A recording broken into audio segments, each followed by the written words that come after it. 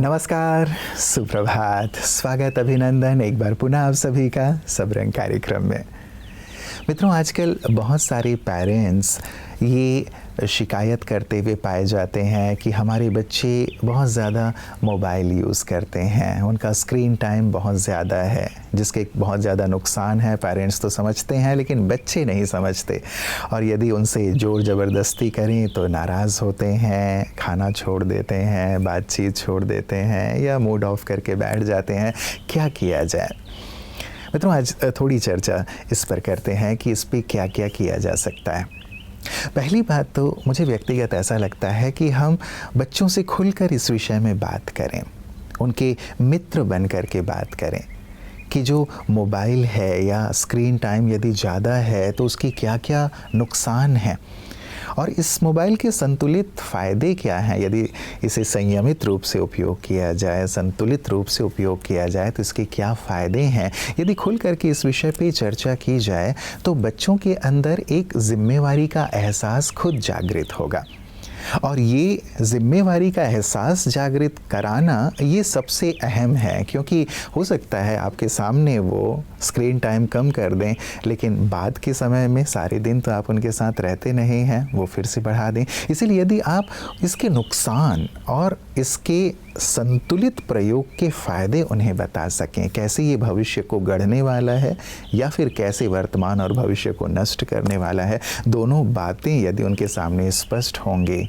तो निश्चित रूप से वो जिम्मेवारी के भाव से इसके समय को कम करेंगे और संयमित रूप से, संतुलित रूप से इसका उपयोग करेंगे। सूरज अकेला है फिर भी सबको प्रकाश देता है। सूरज हमें एक सुंदर सीख देता है। वह अकेला होकर भी पूरी दुनिया को प्रकाश और ऊर्जा देता है। उसी तरह हमें भी प्रशंसा के सहारे का इंतजार नहीं करना चाहिए। जब हमारे अंदर आत्मविश्वास, सकारात्मकता और ईश्वरीय शक्ति का प्रकाश होता है, तब हम स्वयं भी प्रकाशित रहते हैं और दूसरों के जीवन में भी खुशियों की रोशनी फैला सकते हैं।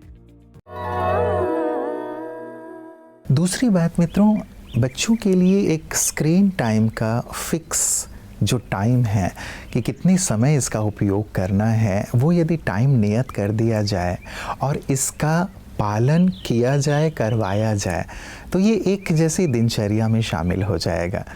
यदि ये हम कर पाते हैं तो बहुत ज़्यादा लाभ होता है, और ये हमें करना ही चाहिए। जब हम लाभ और हानि को स्पष्ट कर देते हैं तो इसका समय नियत करने की जो बात होती है उसे बच्चे बहुत सहजता से स्वीकार कर लेते हैं कि हाँ, इस समय पर, जैसे खेलने का एक समय नियत होता है, पढ़ने का एक समय नियत होता है, हमारे भोजन का समय नियत होता है, आराम का समय नियत होता है, वैसे स्क्रीन जो देखने का समय है वो भी नियत होना चाहिए और स्पष्ट होना चाहिए। यदि इसे हम एक नियम के तौर पर अपने परिवार में ले आते हैं, खुद भी उसका पालन करते हैं और बच्चों से भी इसके पालन करने के लिए कहते हैं, तो ये जैसे उनकी दिनचर्या में आ जाता है और पश्चात वो इसके लिए फिर आपको ज़्यादा परेशान नहीं करते हैं। इसीलिए मित्रों, स्पष्ट समय सीमा निर्धारित कर देना ये भी एक सुंदर समाधान है, ताकि बच्चे ज़्यादा मोबाइल के यूज़ से अपने आप को मुक्त कर सकें। नमस्कार, ओम शांति। जो हमारा जीवन है, आज जो आप जीवन व्यतीत करते हैं, वास्तव में मैं तो ये कहता हूँ कि 98% आपका सबकॉन्शियस उसे कंट्रोल कर रहा है। शायद आप क्या कहेंगे, नहीं, मैं अच्छा हूँ, मैं सही सोचता हूँ, मैं सही कर्म करता हूँ, इसके कारण मैं सब कुछ अच्छा हो रहा है। परंतु ये भी जो सब है कि आप सही सोच रहे हैं, सही निर्णय ले रहे, वो भी आपका सबकॉन्शियस करवा रहा है। अगर सबकॉन्शियस में कुछ नेगेटिव है तो आप कितना भी चाहो, मोस्टली वो नेगेटिव डायरेक्शन में आप जाने वाले हैं, ये पक्का मान लो।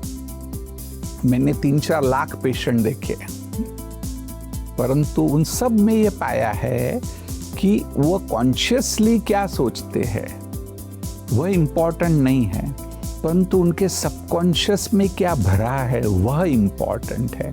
और जो सबकॉन्शियस में भरा हुआ है वही कॉन्शियस को कंट्रोल करता है।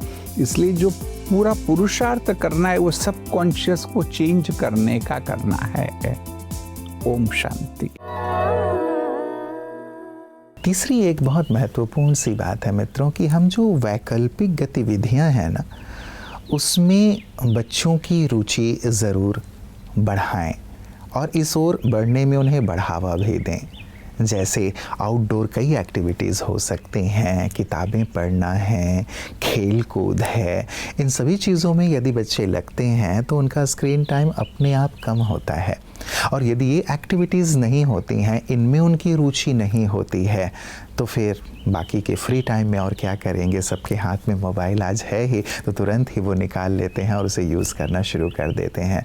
और यदि ये सारी एक्टिविटीज़ मित्रों एक बार जस्ट इसमें रुचि पैदा हो, इसके महत्व को वो समझ जाएं, तो निश्चित रूप से उन चीज़ों में लगने के बाद यहाँ का जो समय है, स्क्रीन टाइम है, वो कम होता चलता है। तो हम ज़रूर इसकी ओर उनका जो रुझान है वो अवश्य बढ़ाएं और आसपास के जो अन्य बच्चे हैं उन्हें भी और उनके पेरेंट्स को भी इसके लिए प्रेरित करें, ताकि आसपास एक ऐसा माहौल बन जाता है कि सभी लोग उस चीज़ से मुक्त होते हैं एक साथ। तो फिर एक दूसरे को देखा देखी सीखने वाली जो बात होती है कि ये भी कर रहा है तो मैं क्यों ना करूं, उससे भी वो सहजता से मुक्त हो पाते हैं। ओम शांति। हमारा अंतर्राष्ट्रीय योग दिवस आने वाला है और हम इस जून मास में ये योगा दिवस के उपलक्ष्य में आपस में बातचीत करते आ रहे हैं, मिलते आ रहे हैं। तो हम समझते हैं कि योग और योगा दोनों में क्या अंतर है।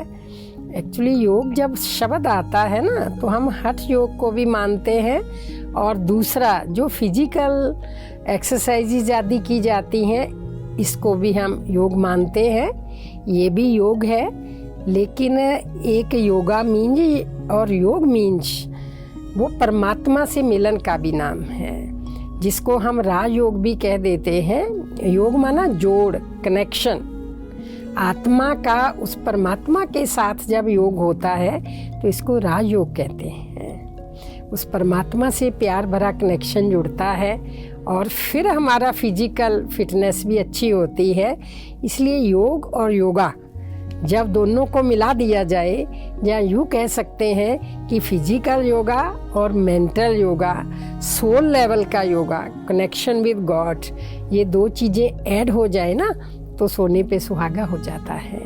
क्योंकि योग से जो हम निरोग होने की बात कहते हैं, निरोग होने के लिए हमारा मन बहुत पॉजिटिव हो, बहुत प्योर हो, बहुत पावरफुल हो, बहुत पर्पसफुल होना चाहिए। वो जैसे ही हम उस सर्वशक्तिवान से जुड़ते हैं और वो वाला योगा साथ साथ करते हैं, तो हमारी पॉजिटिविटी, हमारी सेलिब्रेसी, ये सब बढ़ती जाती हैं और इसका इफ़ेक्ट हमारी बॉडी पर आता है। फिर उसके साथ साथ जब हम फिजिकल योगा करते हैं तो सोने पे सुहागा हो जाता है। तो आप सबसे मैं ये उम्मीद करती हूँ कि हम योग और योगा अर्थात फिजिकल योगा और स्पिरिचुअल योगा दोनों को मिलाकर करेंगे तो आप सबका जीवन बहुत बहुत सुख शांति और खुशियों भरा हो जाएगा। आप हेल्दी और हैप्पी रहें, ऐसी मेरी शुभकामना है। ओम शांति। मित्रों, एक बात और विशेष नियम के रूप में अपनाया जा सकता है। स्क्रीन फ्री जोन बनाएं अपने घर में ही और समय ऐसे निर्धारित कर दें कि इस समय पर हम पूरी तरह से स्क्रीन फ्री रहेंगे।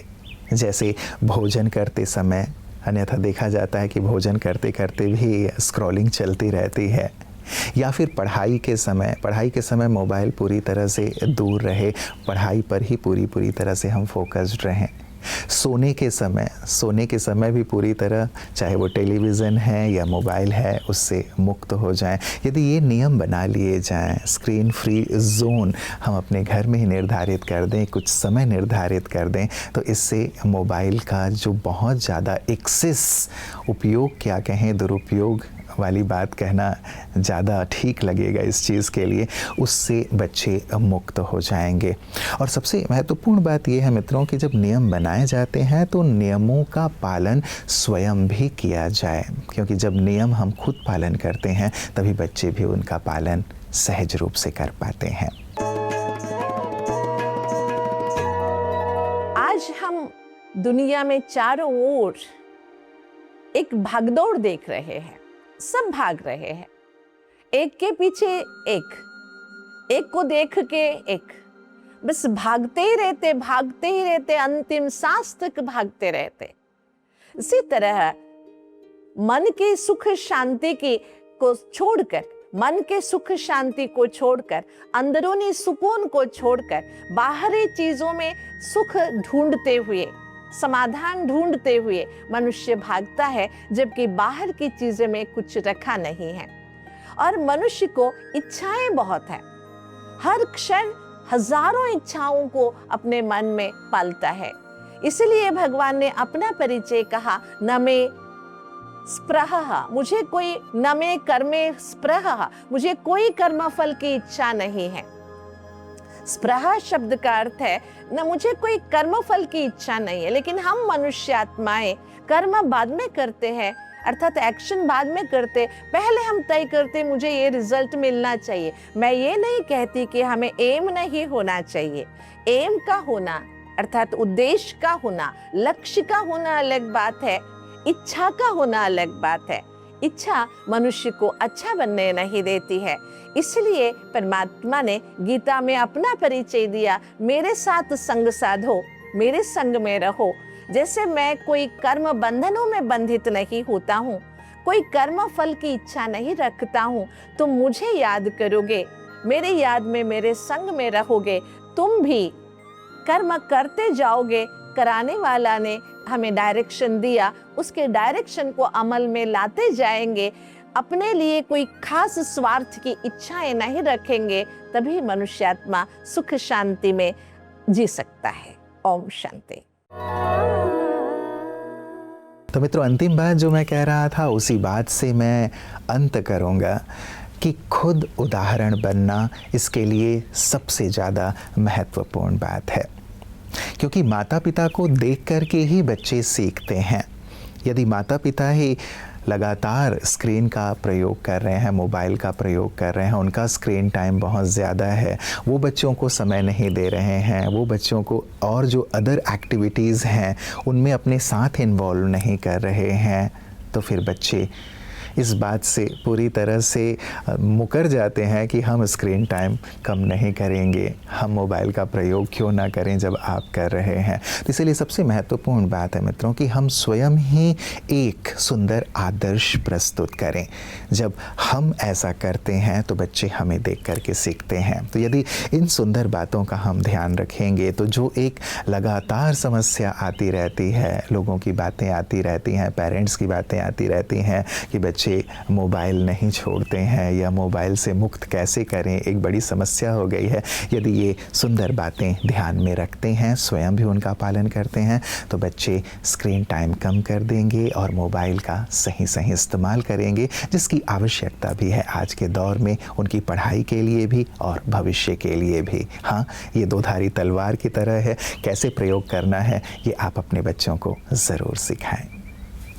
नमस्कार। ओम शांति।